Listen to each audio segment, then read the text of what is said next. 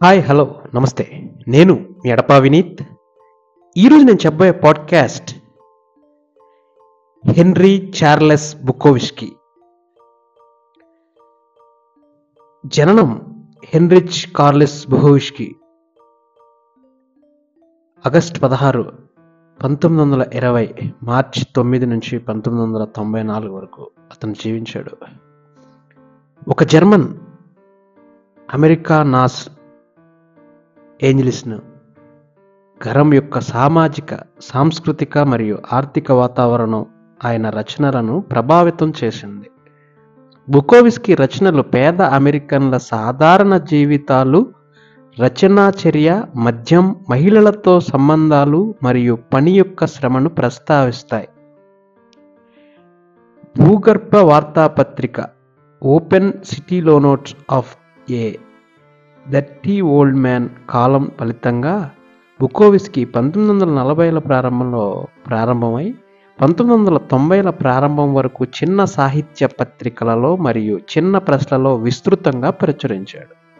అతను వేలాది కవితలు, వందలాది చిన్న కథలు మరియు 6 నవలలు రాశాడు. చివరికి తన కెరీర్లో 60కి పైగా పుస్తకాలను ప్రచురించాడు.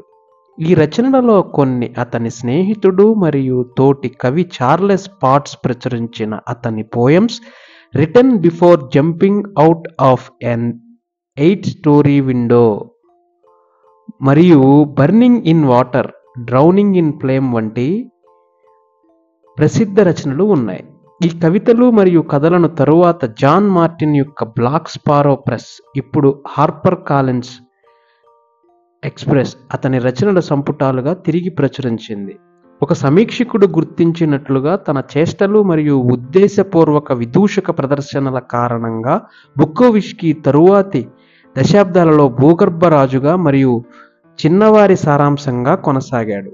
తన పనిని మొదట సమర్థించిన ఆ చిన్న పత్రికా సంపాదకుల పట్ల తన విధేయతను నొక్కి చెప్పాడు మరియు న్యూయార్క్ క్వార్టర్లీ చిరోయిన్ రివ్యూ లేదా స్లిప్ స్ట్రీమ్ వంటి కొత్త వెంచర్లలో తన ఉనికిని పదిలం చేసుకున్నాడు. ఎవరైతే రచయితలు తన ఉనికిని కాపాడుకుంటారో వారు ప్రపంచవ్యాప్తంగా ప్రసిద్ధి చెందుతారు అనేది నా యొక్క ఫీలింగ్. ఎందుకంటే వాళ్ళ పొయిట్రీ తర్వాత తరానికి కూడా ఉపయోగపడుతుంది. లిటరేచర్, కల్చర్, ట్రెడిషన్ ఇవన్నీ కూడా తరాల యొక్క ఊహా తాత్పరికత బట్టి మనం వినియోగించుకునే అద్భుత రచనా శైలిని బట్టి మన యొక్క ఉనికి ఉంటుందనేది రచయితలుగా నా యొక్క ఫీలింగ్. 1986లో టైమ్ బుకోవిస్కీని అమెరికన్ లో లైఫ్ గ్రహీత అని పిలిచింది. అతని శాశ్వత ప్రజాదరణ పొందిన ఆకర్షణ గురించి ది న్యూయార్కర్ యొక్క ఆడమ్ కిర్ష్ ఇలా రాశాడు: బుకోవిస్కీ ఆకర్షణ యొక్క రహస్యం అతను పల్ప్ ఫిక్షన్ హీరో యొక్క జీవితాంత గొప్పతనంతో ఒప్పుకోలు కవి యొక్క సాన్నిహిత్యం యొక్క వాగ్దానాన్ని మిళితం చేస్తాడు కాబట్టి అని. అంటే తన జీవిత కాలంలో బుకోవిస్కీ యునైటెడ్ స్టేట్స్లోని విద్యా విమర్శకుల నుండి తక్కువ శ్రద్ధ లభించింది కాబట్టి పశ్చిమ ఐరోపాలో, ముఖ్యంగా యునైటెడ్ కింగ్డమ్లో మరియు ముఖ్యంగా అతను జన్మించిన జర్మనీలో మంచి ఆదరణ లభించింది. పల్ప్ ఫిక్షన్ హీరో అనేది చాలా వరకు తక్కువ మందికి తెలుసు. ఆ రచనా శైలి ఒక విమర్శనాత్మక వ్యాసాలను, మార్పుని తీసుకొచ్చింది. అతని మరణం నుండి బుకోవిస్కీ అతని జీవితం మరియు అనేక పుస్తకాలకు సారాంశంగా మిగిలాడు. మరొకరు రాయాల్సి విధానంగా, అంటే ఆ విధానంలో బుకోవిస్కీ రాసిన తర్వాత చాలామంది ఆ శైలిని గ్రహించినా రాయలేకపోయారు.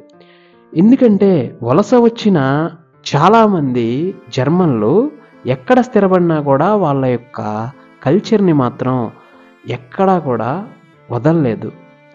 బుకోవిస్కీ గుర్తించగలిగినంత వరకు అతనిది పోలిష్ ఇంటి పేరు, కానీ అతని కుటుంబం మొత్తం జర్మన్సే. మొదటి ప్రపంచ యుద్ధం తర్వాత బుకోవిస్కీ తల్లిదండ్రులు ఆండర్నాచ్లో కలుసుకున్నారు. అతని తండ్రి జర్మన్ అమెరికన్ మరియు 1980లో సామ్రాజ్యం ఓటమి తర్వాత జర్మనీలో పనిచేస్తున్న యునైటెడ్ స్టేట్స్ ఆర్మీలో సార్జెంట్. అతనికి జర్మన్ స్నేహితురాలి సోదరి కాదరీనాతో సంబంధం ఉంది మరియు ఆమె తరువాత గర్భవతి అయింది. బుకోవిస్కీ వివాహం కూడా జన్మించానని పదే పదే చెప్పుకున్నాడు. కానీ అండర్నాచ్ వివాహ రికార్డులు అతని తల్లిదండ్రులు అతను పుట్టడానికి 1 నెల ముందు వివాహం చేసుకున్నారని సూచిస్తున్నాయి.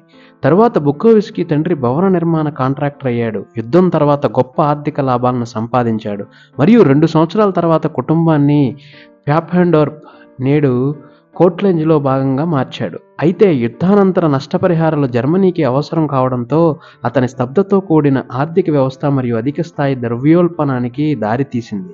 అతని జీవనోపాధి పొందలేకపోయాడు మరియు కుటుంబాన్ని యునైటెడ్ స్టేట్స్కు తరలించాలని నిర్ణయించుకున్నాడు. ఇలా వలసవాదులుగా ఉన్న అనేక మంది జర్మన్స్ గొప్ప రచయితలుగా మిగిలారు. దానిలో బుకోవిస్కీ ఒకడు.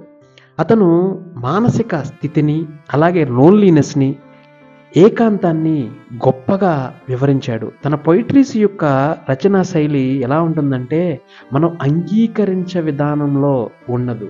మానసికంగా హింసించేవాడిగా ఎవరైతే ఉంటారో వాళ్ళని తను గొప్పగా భావిస్తాడు. తను ఊహించిన విధంగా ఉన్న క్యారెక్టర్స్ని వేరే విధంగా మార్చి తన లోతైన సమాచారాన్ని ఇస్తాడు. ఎవరైతే రోడ్ల మీద పని పాట లేకుండా తిరుగుతారో వారే తన హీరోలని చెబుతాడు. తన హీరోలు ఎప్పుడు కూడా సాదాసీదానంగా, అలాగే రెబల్గా ఉండాలని కోరుకుంటాడు.